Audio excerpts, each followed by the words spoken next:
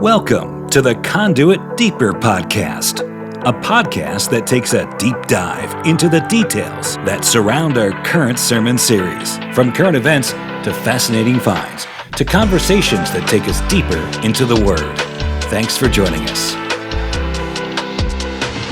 Welcome to the Deeper Podcast. My name is Mo, executive pastor at Conduit Church, joined back with our lead pastor, Darren Tyler, all the way from Israel. Shalom, y'all. He's back. He's back, folks. Couple weeks in Israel. Out of my mind. I really am pretty jet lagged right now. But should you still be jet lagged? I'm old, Mo. Yes, an hour for every day. So I'm 6 days because I had to spend the night in Germany. A day? Is it an hour for every, or a day? A day for every hour. See, hour. This is all I'm saying. And for every hour of flight, yes? No, every hour it's of just travel? every hour of Time time zone change. So we were 8 hours ahead. That means they say to 8 days. I used to think that was today's the 8th made day. up. Well, but I had to stop in Germany. I was an extra day, 8 hours ahead. Okay, so when's the cutoff date? When are you going to stop claiming jet lag status? June. Because I can get away with a lot saying I'm jet lagged. I know, right? Now, technically, so I came back. I had like some kind of flu. Maybe it's from Munich. Anyway, something. And then my wife had a little surgical procedure, so I've been nursing Nan like round the clock. And so it's kind of like, it wasn't like I got to come back and recoup. Like I just came back and had to just back to work. Yeah, power through the thing. So, but maybe July. I'll stop. Well, complaining about it's March. It's the first week of March, so all of March, April. We got Easter in there.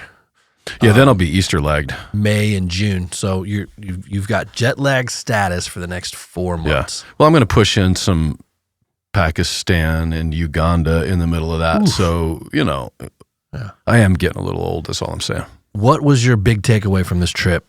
You've been there how many times now? To Israel. Yeah. 5, 6? 7? 7? Something. More than 5, less than 10. What was your big takeaway from this specific trip? The biggest takeaway was just the resilience. There's this mayor of Ashkelon. She basically, we talk about Moshavs, kibbutz, all those little towns. They're basically almost like, I don't know how to explain it, like neighborhoods. Yeah. But like in the way College Grove has neighborhoods. They just aren't like 8,000 square foot homes, but like little neighborhoods. But she's the mayor of the whole region, right? So it's these little towns have like maybe a mile of country road in between it, but she's the mayor of it all. And she was, first of all, she gives off like Golda Meir vibes, but like a young, beautiful Golda Meir. She's got to be 40. Like if she runs for prime minister, I'd vote for her in a heartbeat, and I cannot remember her name. Crud. But anyway, the takeaway was she's talking about resilience, that we are working with our people, our kids, but we don't call it trauma centers. We call them resilience centers because we don't want to identify with our trauma because that's all we'll ever be is our trauma, and that's not who we are. I'm like, some wisdom in that. Bro. Yeah, like I'm scrambling notes, recording. Like, man, there's some Americans that could take a huge lesson from that, that my childhood quote unquote trauma, if I'm forever, if God can't reveal it, he can't heal it. But a lot of what modern counseling has become is this very navel gazing focused, self-focused, which becomes self-centered if you're not careful. And so I took that away because we're literally in a war zone, but the resilience of the Jewish people was like on display everywhere I turned. I'm in Tel Aviv. They're still jogging every morning. Like they're fit. They're out there running. Eating healthy, but ready to go at a moment's notice. So I took that away, and then I took away that there are some problems in Israel that everybody seems to know the problem. Whether it's the tattoo guy at Razuk or the IDF colonel on the Syrian border, they'll say some similar thing. I know the problem. I don't know the solution, but I know the problem. And that was everywhere I turned was that. We know the problem. So when you hear President Trump talk about his plan, for Gaza, which I don't know if he's serious or not, there's this point of like, well, that sounds hilarious and haha, but I've not heard a better idea yet. And I'm not saying I've definitely not saying the U.S. should go in and set up anything in there, but it is a huge dilemma that if we don't put the biblical lens on, there is no hope at all. But when you put the biblical lens on, there is a hope, and that is the return of Christ to a literal Mount of Olives and a literal Jerusalem to rebuild a literal city with a literal kingdom on earth. Like that is the only hope. So when you're over there, though, I mean, are you interacting mostly with Messianic Jews or no? And so where are they on that same plan of hope? Like, are they starting to ask more questions? So the Messianic Jews or the unbelievers? Unbelievers. Like, are they? Yeah. Do they? we know what's coming. Yep. Well, for what we believe and what the Scripture says. Yeah. So they're right there in the middle of it. Right. So the part of the Jewish faith is that they are looking for Messiah. They're looking for a literal Messiah. And they believe that every generation has a Messiah. Really? Potentially in that if they don't seize the moment, then the next generation. Oh, interesting. That is baked into their belief. And so I had one conversation with this guy. I won't say his name. His daughter, because I don't have his permission, but his daughter was, on October 7th, was probably the most famous of the victims on that day. This beautiful young Israeli girl. She was on the cover of New York Times. Her picture, she was murdered. So we're in his home with his wife. And first of all, he's utterly resilient. But then second of all, he starts making a case for mathematically. It's like I'm talking to a Jewish Jonathan Kahn. Like mathematically, Trump's name means this numbers-wise inside of the Jewish. So he thinks Trump could be the Messiah. Really? That's his. Yeah. So I'm trying okay, look, boy. I'm honoring, your family. I'm not going to argue this, but point being, that's what they are looking for, somebody, quote, worthy of, a generation worthy of the Messiah in this generation. They believe that Messiah, this particular person believes it's Trump, so they think it's coming from the U.S. It doesn't matter. It doesn't have to be Jewish. The Messiah doesn't have to be. Well, that's a good question. Biblically speaking, I would make a case probably an Edomite, half Jew. But we don't. The answer is we don't know. But he believes that Trump fits those. Oh yeah. Okay, let me rephrase it. I'm sorry. I just switched rails. I was talking from from a Christian, from a Jewish perspective. Then the Messiah is 100% a Jewish person. It's a man, not a god. It's not the Son of God. And he believes Trump is 100% Jewish? No, he didn't actually make that claim. So now that you say that, I don't know where he was coming up with that math. Trump's doing a lot of things. Yeah.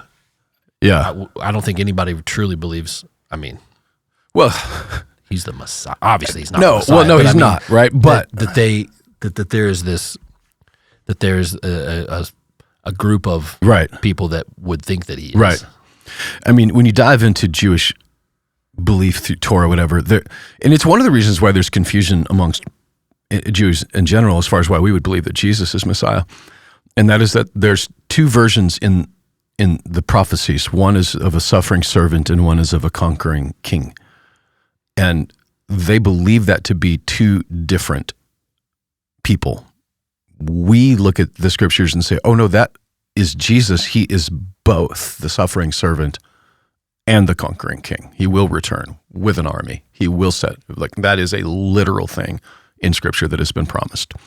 So we believe he's the same. They would say two different. So I would say that they would, if whatever this guy's case was, and again, I actually don't know how Glenn Beck rogue this is, or Alex Jones. I don't know how common. I'd never heard it before. Yeah, I haven't either. From a Jewish guy, and yet he's like, yeah, maybe I'm wrong, maybe I'm right, I don't know. But then he starts going down with the numbers, and it was I 100% don't believe it. But then I'm looking at the next day, Trump posts that Gaza image with him like the golden statue. I'm like, oh my gosh. Yeah, I think that was. My personal take is that was more of a parody.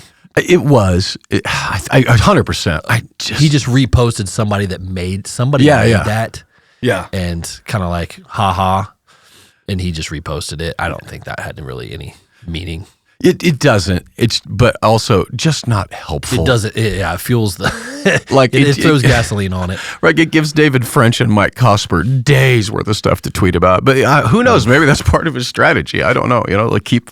But regardless, like the having just been there for 2 weeks, they currently look upon the U.S. and Trump in general as favorable. Oh golly, yeah, for Israel. So they're definitely fans of Donald Trump. Very, very favorable. They, especially amongst the secular. Now, if you get into the Christian side, especially, there's hesitation as it relates to the Abraham Accords. I have those same hesitations as far as making a deal with the devil. But amongst most mainstream Jews, and I would say Christian Jews for that matter, they view Trump as a guy that is strong. They know one thing that most progressives, leftists in America don't know, and that is when you're dealing with honor-shame cultures in the Middle East, that leaders there at least respect nothing except strength, and that's it. And if you show weakness, that is an open door for them. More so than Putin, more so than Xi Jinping, the Islamist death cult views any sign of capitulation as weakness and to be exploited, which is exactly what happened on October 7th. For 10 years, Israel's trying to make peace with Hamas. They're letting thousands of Gazans come across every day to work. In fact, people in Abzor were literally going into Gaza, picking up Palestinians to go back into Israel for healthcare stuff. Like we're going to be nice here, and through this, we will find peace with that. There was a belief in the Israeli government, erroneous. Some people are using this as a conspiracy. Who knows? But the belief was that Hamas didn't want war. That we're going to keep giving him money. They don't want war. Literally, the name of their organization, Hamas, which I shared on Sunday, means violence in Hebrew. Like the name of their organization might as well be "Kill the Jews." Yeah. The Al-Aqsa Brigade, it's about the Al-Aqsa Mosque that's on the Temple Mount. They have said the old saying, like when your enemy tells you what they want, just listen to them. If you wonder what your enemy wants, just listen to them. Believe them. You mentioned Hamas on Sunday. Connect the dots for those that maybe haven't listened yet, or maybe were in the audience. How you got there through a teaching through the book of Jonah, of all places. Right? Yeah. Somebody called that the Donald Trump weave, which At first I thought he meant my hair. Honestly, I kind of hurt my feelings. The weave. The weave. Like, you mean the thing. I'm like, that's how my brain works. But, I mean, the Assyrian people were a horrible, wicked, violent, like Game of Thrones on steroids. An evil regime. Flay people, skin them alive, cut off their heads, drink the blood from the eye sockets. I mean, just vile. Now, were violent. They, one question I had, were they this vile and wicked towards Christians in general, or just through anyone who wasn't a Ninevite or not an Assyrian? Assyrians. So in general, and what you meant was Jews. Obviously, they weren't Christians. So I know you meant that, but yes. Just keep the fact checking away. It was a mistake. Yes, and in fact, there's some theory that one of the reasons that the king of Nineveh was ready and open right now was that he was actually surrounded by enemies, and it was maybe not the peak, like 750 BC, the peak of the Assyrian Empire. There was actually some weakness on their borders. There were enemies advancing. So it wasn't just Jewish people. It was just in general. They were violent, and that was very common in that day. Like that was how we're going to rule, is by, like when Babylon takes over, they actually did it a little different than later the Roman Empire, which was, we'll let you keep your culture, but we're still going to rule over you with strength and violence. But in like the Assyrian side, it was, we're going to wipe you off the face of the earth kind of thing. And so that's in Jonah chapter 3, verse 8, when the king repented, it says that he repented, and the whole country repented of their evil ways and their violence. And that word violence in Hebrew is the word Hamas. That's the word chosen by Hamas to, by the way, commit violence. And if you read what happened, or if you hear witnesses speak of what these terrorists did on October 7, and then cross-reference it with most evil regimes throughout history, including the Assyrians, you're like, oh, they did that too. They killed infants on purpose, smashed them on rocks. They sexually assaulted women. They mutilated their dead. I mean, this is what Hamas is violence on a very disgusting, demonic level. And that's what the Ninevites were. And parenthetically, why I brought it up on Sunday was that they did repent. And the only answer, should Jesus tarry, solution is, first of all, Israel, or any nation for that matter, including our own, under attack, has the biblical, I would say moral, but biblical right to defend themselves. As America, we have that same right. That's one lane. Another lane is the Christian lane, and that lane is, what do we do in the middle of that? And that's why preaching the gospel to Muslims, to Jews, Hindus is so important, because you can't bomb an ideology out of somebody.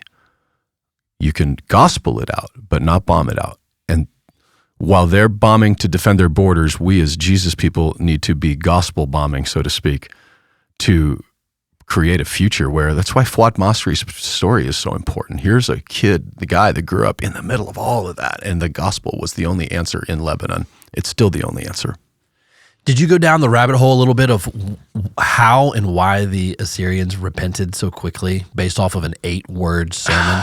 Yes. Because obviously I guess they knew who Jonah was, but for him to give just a simple statement, and for the king of all people to hear it and then tell the entire regime, the entire city to repent, and for them to follow orders and make changes, full-scale changes within a snap of a finger.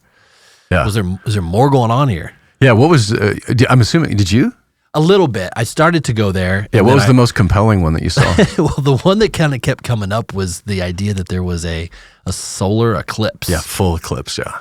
A full solar eclipse, like historically, you can go back and do a lay over the timelines of when Jonah was in Nineveh to the same time as when there was a full solar eclipse in Nineveh, and perhaps something like that got the attention of the king, that Jonah was who he said he was, sent by God, and that would change, would be a spark, a catalyst for change. Within the entire country. Yeah, so I read that. Compelling, but also I feel like incomplete. It feels like the two main paths were the celestial sign, right, of the eclipse, but also just the geopolitical situation, which was maybe for the first time in their modern version of modern history, they were not guaranteed to survive as a regime, like as a nation. Enemies to the north, enemies to the east, and the all-powerful Assyrian felt for the first time vulnerable. And one thing that I think it was Joel, that talked about last week, even on the deeper, like God's way more concerned about, not as much about my comfort as he is about my holiness, I think that's how he said it. I wish it wasn't this way for humans in general, because I feel like we'd be a lot more happy in our lives. But it's the same story for all of us. It's when our finances are at worst, when our marriage is on the rocks, when the health diagnosis comes back terminal, that drives us to our knees, drives us back to God. It seems the most credible thing to me is that here's the king of Assyria, king of Nineveh, probably the whole entire thing of Assyria. He would have heard the stories of the God of Israel. So he would have heard those stories of how don't go up against that guy. Simultaneously, his own nation is being surrounded by, and it's kind of baked into his repentance of it. And who knows, maybe he will relent. Like the king of Assyria took God. It says that the Ninevites, verse 5, believed God. So they could have believed the geopolitical, they could have believed their enemies, believed their own gods, Dagon, Ishtar, but they chose to believe God. And so I can't remember which theologian it was, but I kind of quoted him on Sunday that the bigger miracle, maybe the biggest miracle in this whole story, wasn't a whale or a fish swallowing a man. It was an entire nation of pagans repenting and turning to Jehovah. Yeah. Now, you got to visit Joppa while you were there. Mm-hmm. So modern day Joppa, which is mentioned, obviously, in this story. Yep. How cool is that? It's pretty wild. While we're in the middle of a sermon series. Yeah, it was just popped by Jaffa. It's called Jaffa now, is the modern pronunciation, whatever. But yeah, like Simon the Tanner's house is there, or what they think it was. Actually, it's not necessarily a main stop for most people. I mean, Israel, there's so many amazing things that you have to choose. I mean, if you wanted to see everything, you could be there 3 months and still not catch it all. So you try to pick the highlight reel. And Simon the Tanner's house doesn't necessarily make the case. Okay. But what was funny was I think I've got it on background in the camera. I was kind of trying to shoot a quick video, and there's this Jewish lady kind of upstairs and around a corner who's just yelling at us in Hebrew and has a hose, and now she's trying to spray me with her hose. Oh, really?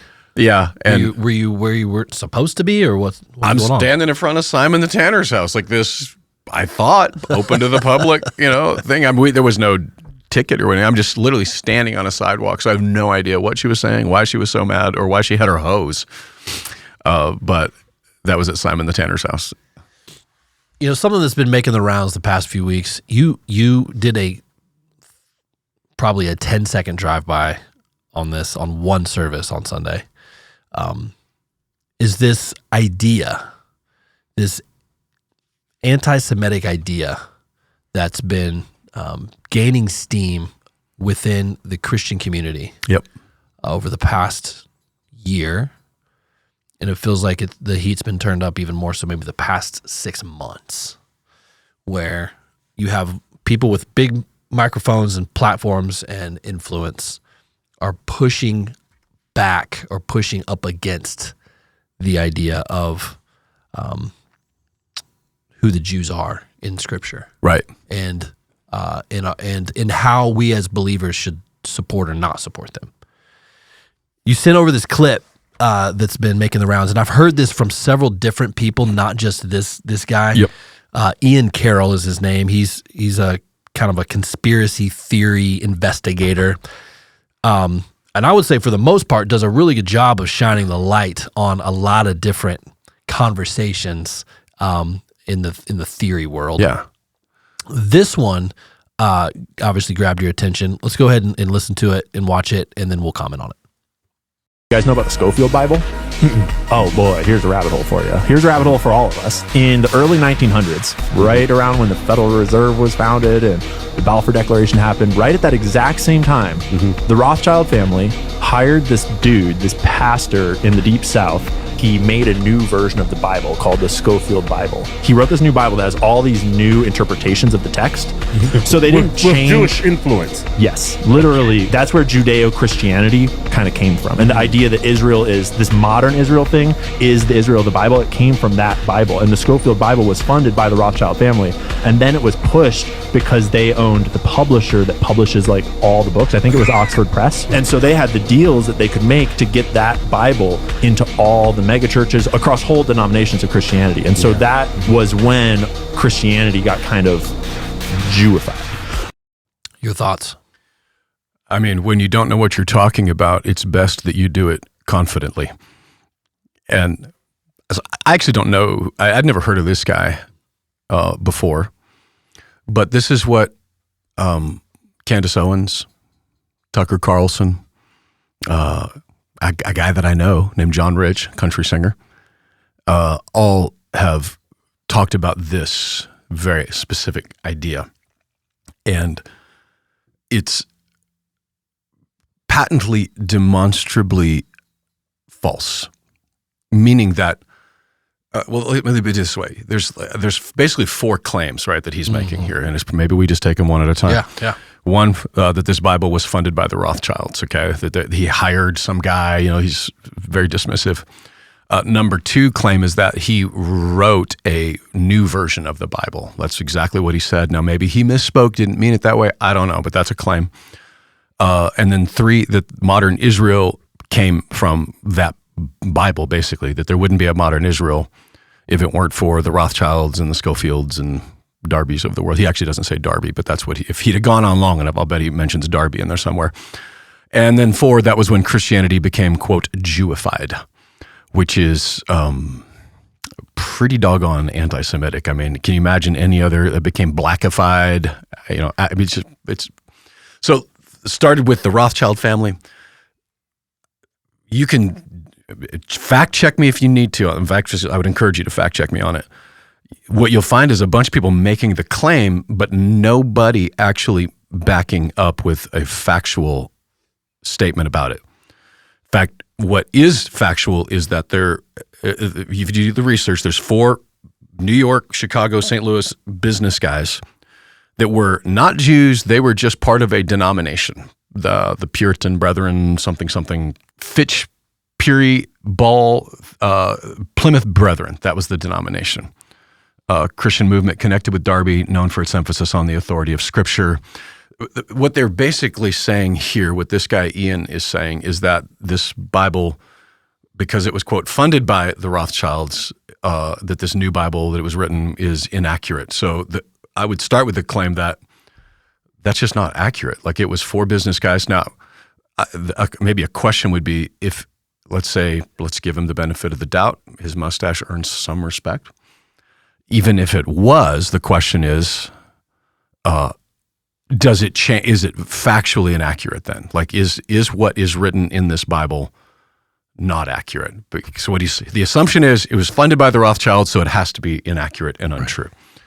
And the truth is, first of all, not a new version of the Bible. That's the claim he makes. It's not. If you have a Schofield reference Bible, it is a King James Bible with notes in it. Now, did he write a new commentary? Yeah. Is it a new Bible? No. Like the Passion Translation, okay, that is a, quote, new version of the Bible. I'm not a fan of it myself. I know some are. I'm not. But that's, when he says new version of the Bible, what he's insinuating is that the Bible that I have in my hands right now is not accurate. Or if you have a Schofield Bible, the contents of the Bible is not accurate. Demonstrably false claim. Demonstrably, it's what the Muslims would say, that we can't trust our modern Bible because of all the different versions of it.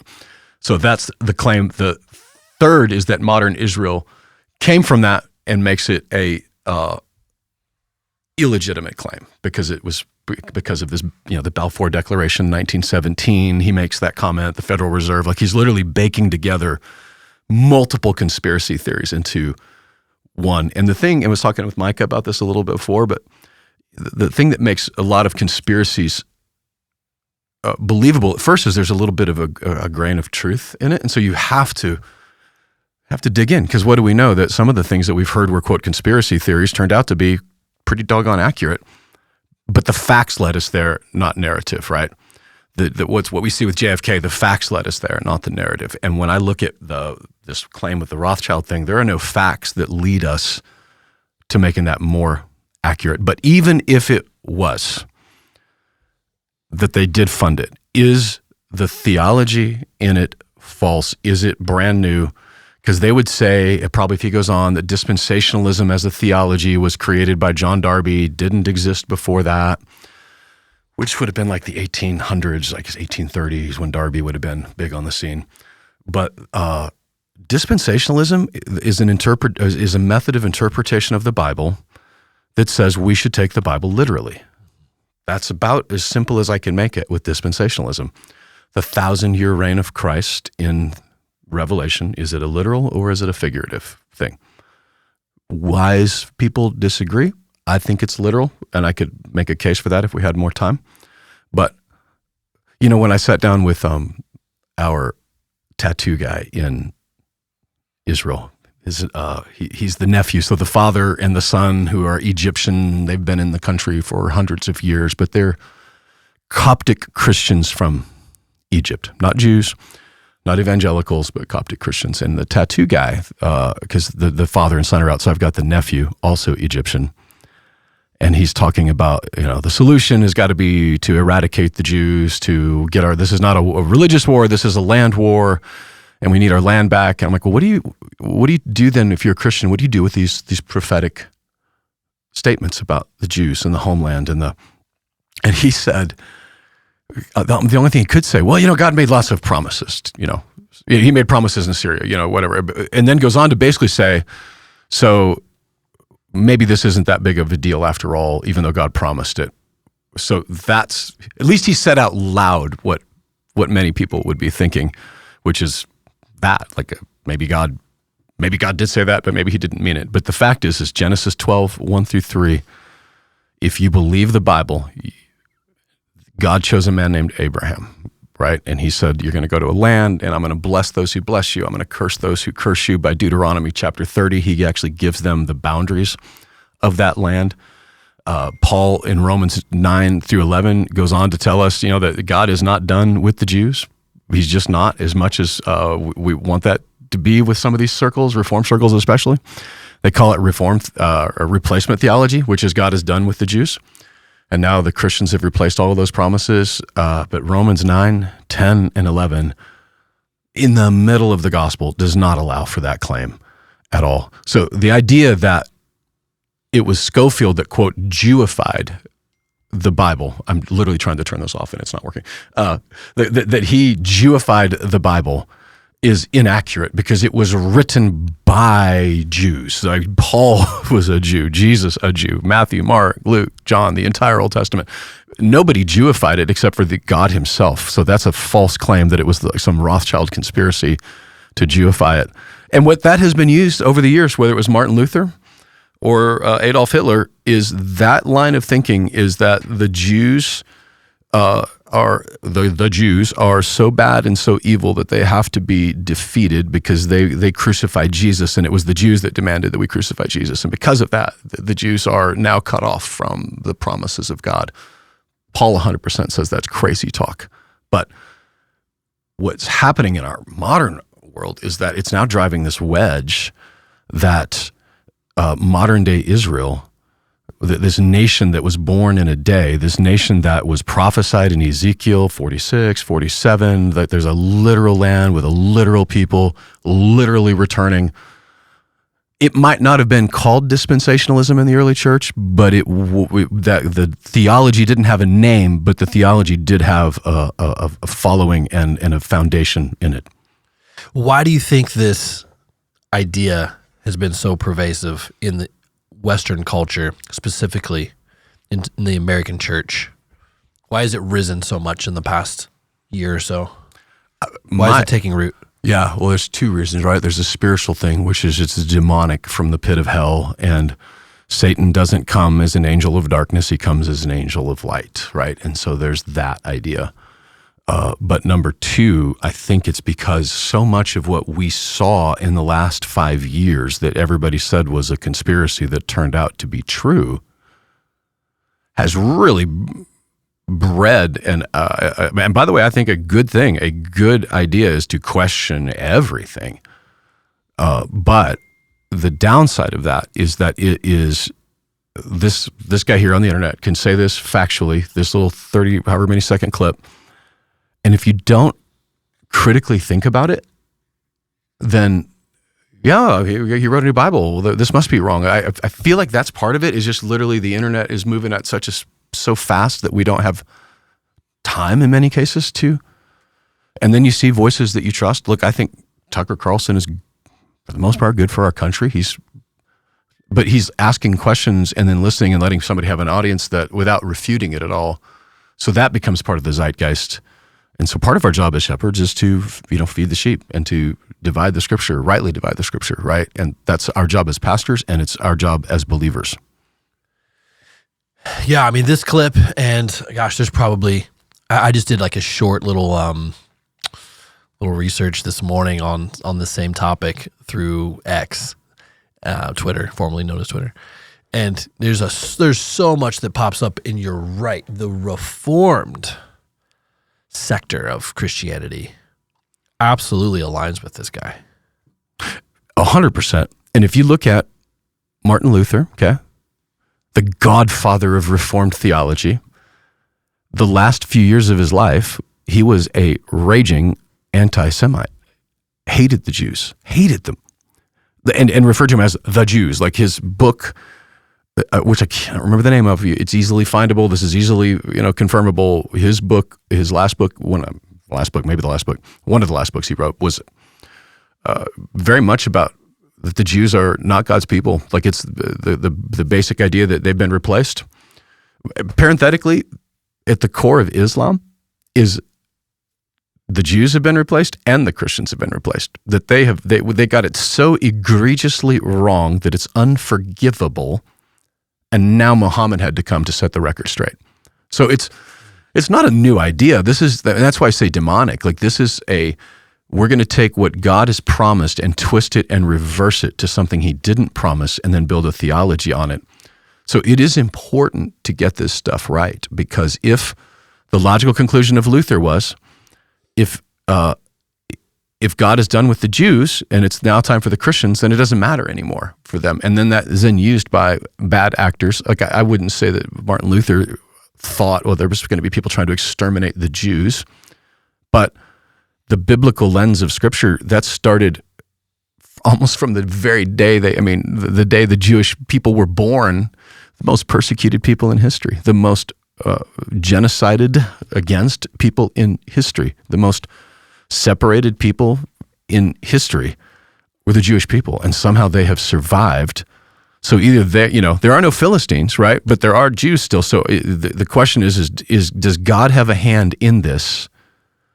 And is the modern Israel, because I think that's the biggest question of all would be, if I were to try to bake this down, is modern Israel the same Israel that God is talking about in his word?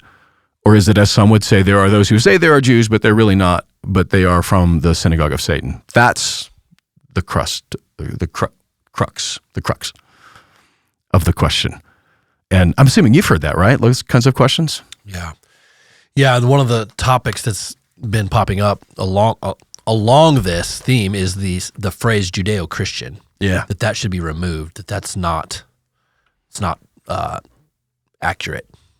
That it's a drummed up word. Yeah. We shouldn't use that word. I mean, again, it's like one of those things, like they say, like the word the rapture is not in the Bible, so it's not accurate. Well, the word Trinity is not in the Bible. So, but we've given a name to a doctrine that exists that didn't have a name before, right? And let me say it this way. A natural spiritual regeneration by turning to Jesus, Israel, whatever, that is not a biblical requisite for Israel becoming a nation again. The prophecies of God saying Israel's going to return to their land, he did not promise it that it would be those who were Jesus followers or Messiah, Mashiach of Jesus followers. But it does say he's going to take them from the nations. It says that in Zechariah 12:10, Zechariah 13:1, Ezekiel 36:24, I'm going to take you from the nations, gather you from all the lands, bring you into your own land. He goes on to say, I'm going to sprinkle clean water on you and you will be clean. Moreover, I will give you a new heart, a new spirit. That's the biblical lens of it, right? Is the promise of that. And then the second is in Ezekiel 37, that it's going to happen in phases, right? Which is that the Son of Man, was it 37, 6 through 10? Son of Man, these bones are the whole house of Israel. He's going to prophesy to the dry bones. I know that Stephen Furtick made that about Jesus people. It's not. It's about the Jews. The dry bones I'm going to blow on the land, and this nation is going to come, and it's going to come in phases, which is exactly what happened. There were people in 1917 that came back, 1881, 1939, 1948, probably the 50s, 60s, 1.5 million Jews came from the Soviet Union. Just like in Ezekiel prophesied that they would come, they would also come in phases, which is exactly what's happened. And that they would be persecuted. That would be part of what drives them back to the land. Like that's Jeremiah 16:15, Jeremiah 16:16. Persecuted. The fourth is that the Bible predicts that after a period of exile, the children of Israel are going to return to reestablish a national identity. They are taken out, literally. AD 70, the temple destroyed. Now they're scattered to the nations. Hadrian, later on, he's going to rename it to Palestine, which most people don't know is that's the Greek word for Philistines. So when he called it Palestine, it would be like calling America Osama land, Bin Laden estates. Like it's the name of our enemy. Hamas, the United States of Hamas, like an insult that he called it that, not them. But the Bible predicts that they're going to come back. They're going to return. So 2,000 years after they're scattered, 1917, the Balfour Declaration. I'm assuming Ian would assume that that's some Rothschild's thing. And the fact is, by the way, yes, that family, there were many families that brought it back in, to make that happen. Now, does that make the Rothschilds good or bad? No, doesn't make them either. Can God use an evil person to do a good thing? 100%. Does God always use, throughout history, through war, through countries? It wasn't like he was going to drop them miraculously out of the sky back into the land. He did what he did, moving good people and evil people. We use that argument all the time for Trump. We're voting for policies, not the person. And when it comes to Netanyahu, when it comes to the modern state of Israel, there are many policies I would disagree with, but there are many that I would agree with. And that's right now that there are 8.5 million Jews that have returned more and more every year. Zechariah 14:3, there's going to be a national identity. And I guess the question is that these facts of history, like the homeland, the Middle East, do they sufficiently, this is the question for John Rich, Tucker Carlson, Candace Owens, do everything that I said and then thousands of more things that I don't have time to say, do they line up enough with the biblical prophecy to say I need to give this a second look? And I join thousands and thousands, millions of people throughout the world in history that say, yeah, that lines up enough that we should give that a second look.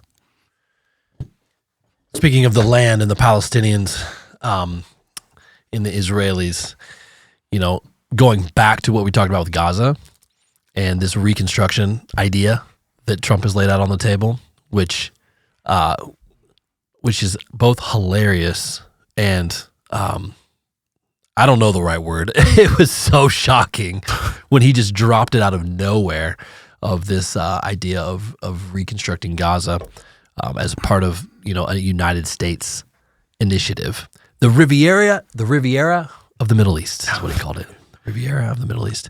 Did you see that the Arab League made a proposal yesterday about all this? I did.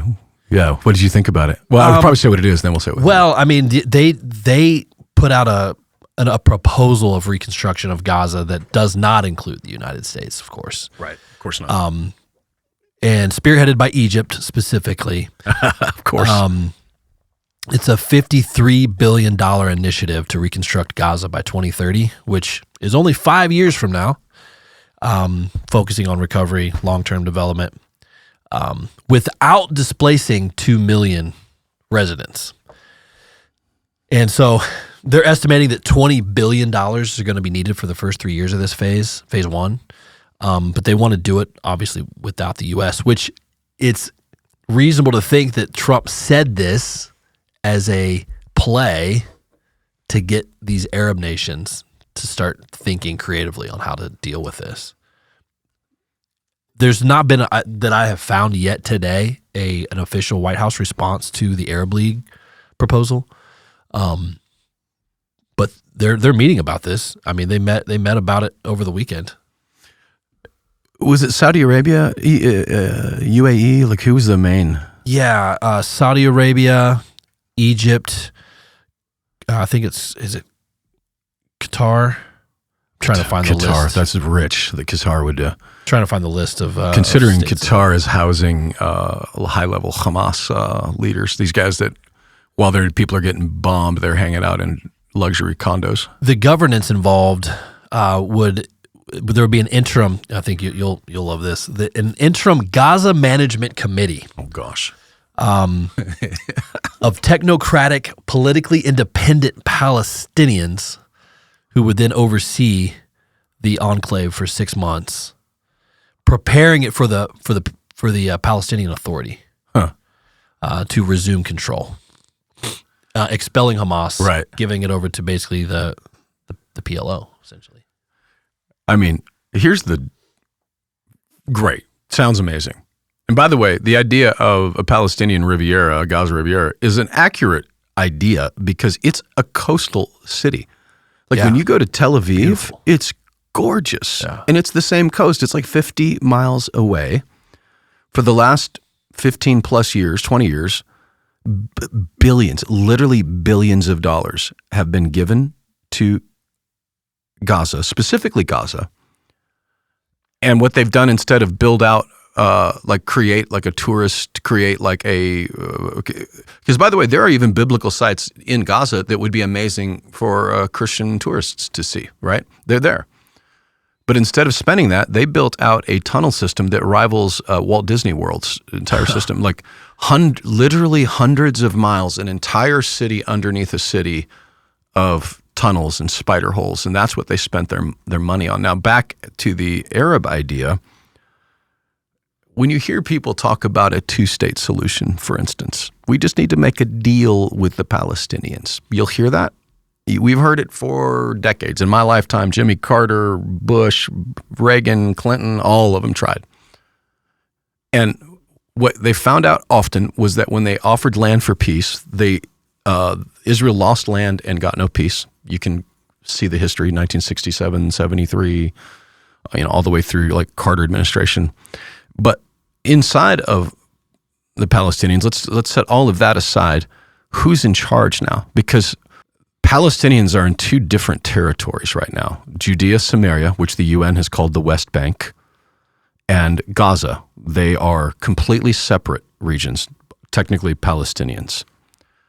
The Judea, Samaria area ruled by Fatah, a boss, like their Palestinian leader, the president, so to speak, of the Palestinian people. It's not just Republicans and Democrats, right? Like they are two completely separate ideologies. And Hamas, the president of the Fatah of the West Bank, Judea, Samaria, cannot go into Gaza without being killed. Because now you've got two groups of Palestinians with two completely separate ideologies and two separate solutions. They would view Fatah as being weak and the reason that we're here. So even the Palestinians are splintered amongst themselves. 100%. That's what you're saying. Violently splintered among themselves. What people can go back and look is at 2005 or 6, whenever that was, when Gaza was handed back over, the very first thing they did was start to kill not only homosexuals, lesbians, throwing them off of buildings. They also persecuted Christians ridiculously, and fellow Palestinians. If they were part of Fatah, if they were part of a boss's party, they killed them as well. In fact, Colonel Grisha is one of the guys, a former IDF guy that we worked with. Part of his job in the mid-2000s was rescuing Palestinians out of Gaza from fellow Palestinians. He was a mayor of Gaza, the last mayor of Gaza. And part of his job back then was helping to rescue, with the IDF now, rescuing Palestinians. Egypt wasn't in there rescuing them, but Israel was. 22 countries are a part of the Arab League. It's most of the Middle East, which I find very interesting. But I'm assuming Sunni? Do you see Syria in that list? They are. Okay, so that's Tunisia. Actually, I wonder if Syria's new to that. Reinstated it last year. Okay, because they are very Shia. Yeah. That's interesting. UAE is one of the financial backers. I guess it's not too surprising.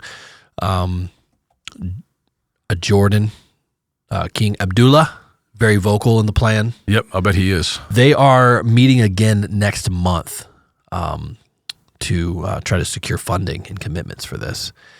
Again, there's not been a White House response to this proposal yet. So, well, they can't yet, because without removing Hamas, without Hamas demilitarizing, there can be no peace. They just can't, because Hamas themselves, even though they've been decimated as an army, the ideology is still there. And the fact of the matter is that they are powerful and popular enough that even people like you or I that would think we think normally, this person thinks normally. Like, I mean, go back to the tattoo guy. Like, he was saying, I don't justify what Hamas did on October 7th, but I understand.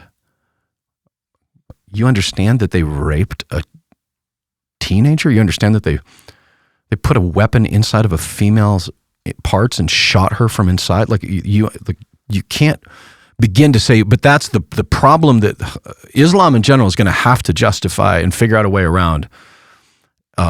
Radical Islam, but Islam in general, is that unless you value human life, well, like we do, there's always going to be war. And the fact is right now, Islam does not value human life the way that Christianity or quote unquote Judeo-Christian values do. One quick note here, as we kind of wrap this up, it's along the geopolitical landscape, so I feel like we should at least touch on it a little bit. While you were away, or maybe as soon as you got back, I'm trying to remember the timeline, Zelensky and Trump in the White House. Oh, I was back. You were back for that? Yeah. Wait, was I? I think I was back. That was wild. Did you watch it happen live, or just like you're probably catching up from jet lag? I was catching up from jet lag. Any thoughts on that? What are your thoughts on that? I'm curious. I think we have not talked about this at all. Yeah, no, we haven't.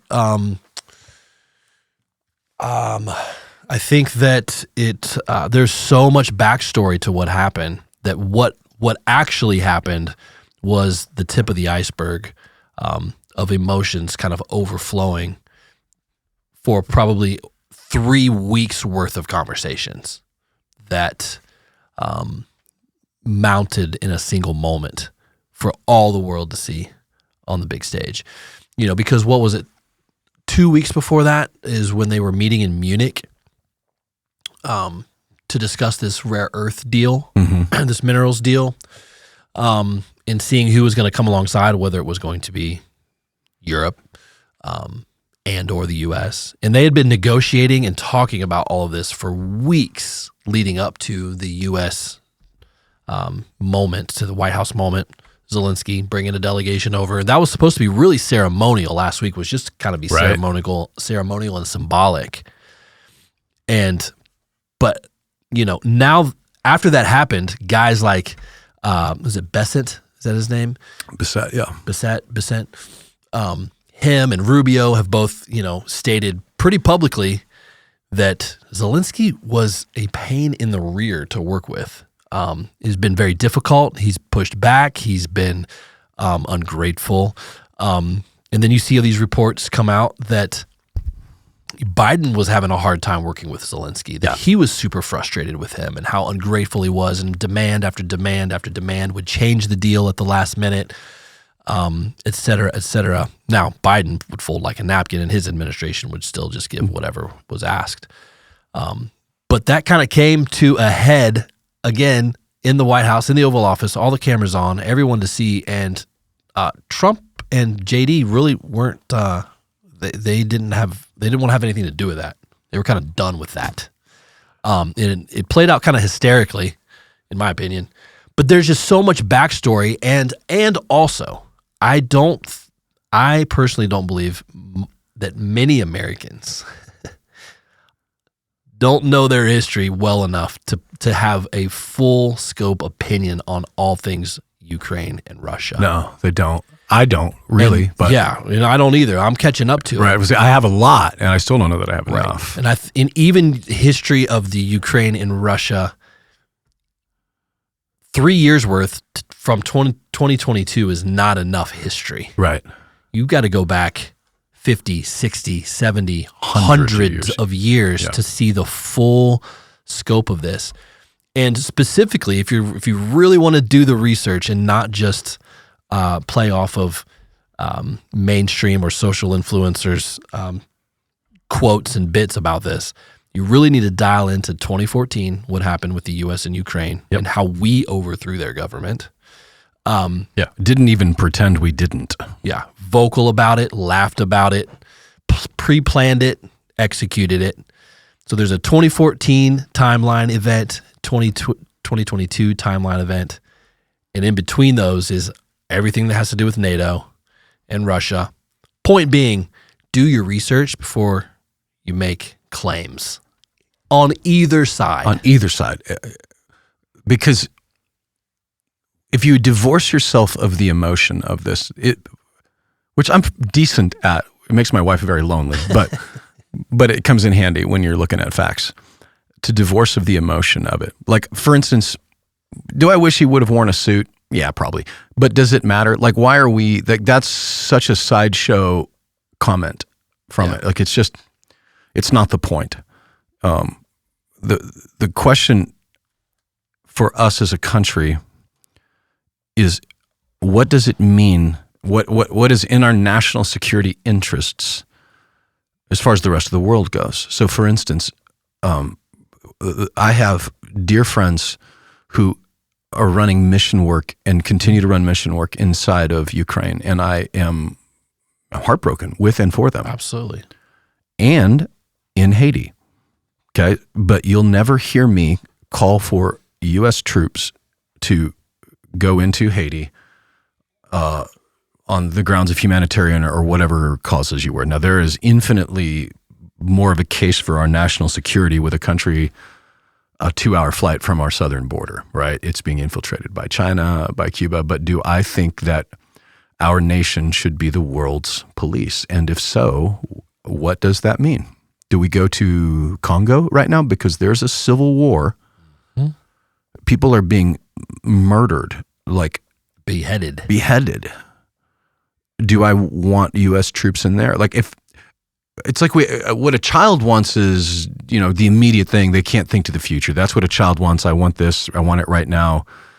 A grown-up stops and steps back and says, okay, here are the choices and here are the consequences, and what can we, and what another adult would do is, and what can and what cannot we do about this problem. The humanist idea is that whether it's science and scientists that they can save the world, and then there's the war hawks that think the war can save the world.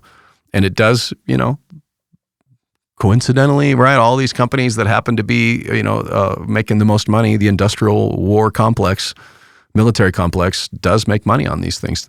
That doesn't make it right or wrong, but it does mean we should look to where the money goes, where it's coming from.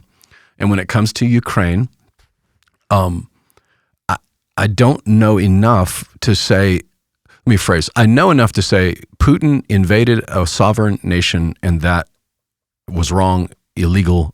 All that is 100% accurate. What do we do about it is where the question is. If we've spent $350 billion of money that we don't even have as a country right now to bring them to a stalemate, it's above my pay grade to know what that means. I just know that I don't want my son going to fight over there. He's 19. I have no interest in that. I have no interest in my son being sent to the Middle East to fight for Israel. Okay, there's a historical, there's biblical, right, and then there's geopolitical. Those are the three jet streams, and we start muddying them up, and then that's when it gets muddy. Yeah. I do wonder. Okay, step back. All the people that think that the Rothschilds bought, Schofield are probably going to send me an email now. Biblically speaking, the Gog-Magog war requires a unfettered Russia, unchallenged, unfettered, whatever, to come into down into Middle East, to Syria, to Israel. Like, that's at some point. That's the prophecy. Is it going to happen in our lifetime? Sure feels like it, because it's for the first time in 2,000 years there's actually an Israel to invade, right? So that's there. Whether that is what God is doing with Trump, if we take the lens and not use the dismissive idea, oh, well, God said a lot of things, and dismissively, as opposed to, God has said a lot of things, I wonder if this could be that. Like, that's it's a way less cynical and a way more truth-seeking.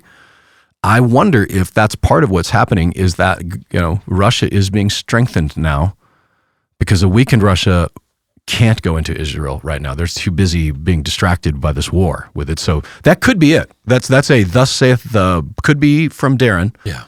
It fits again when you go to the big picture of God's eschatological calendar. If you're an amillennialist, then none of this makes any sense. If you're a preterist, you think this all ended in 80, 70, whatever.